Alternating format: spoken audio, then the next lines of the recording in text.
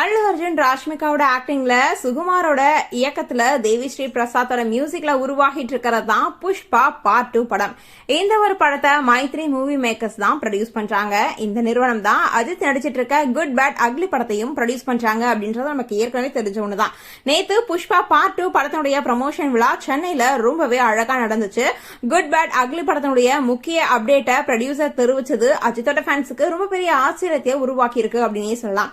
கடந்த சில மாசத்துக்கு முன்னாடி தான் அஜித்தோட ஆக்டிங்ல ஆதிக் ரவிச்சந்திரனோட டிரெக்ஷன்ல உருவாகிட்டு இருக்க குட் பேட் அக்லி படத்தினுடைய ஷூட்டிங் ஸ்டார்ட் ஆச்சு. இந்த படத்தினுடைய ஷூட்டிங் ரொம்பவே விறுவிறுப்பா போயிட்டு இருக்கு அப்படின்னே சொல்லலாம். இந்த நிலையில தான் நேத்து நடந்த புஷ்பா பார்ட் 2 விழாவில் பேசின மைத்ரி மூவி மேக்கர்ஸோட நவீன் குட் பேட் அக்லி படத்தினுடைய ஷூட்டிங் இன்னும் 7 நாள் தான் இருக்கு. திட்டமிட்டபடி நாங்க படப்பிடிப்பை முடிச்சிருவோம். ஏற்கனவே 2 முறை பொங்கல் ரிலீஸ் அப்படின்றத நாங்க உறுதி செஞ்சிட்டோம். சரியான ரிலீஸ் தேதியை இன்னும் ஒரு சில நாட்கள்ல அதிகாரப்பூர்வமா அறிவிச்சிருவோம் அப்படின்னு சொல்லியிருக்காரு.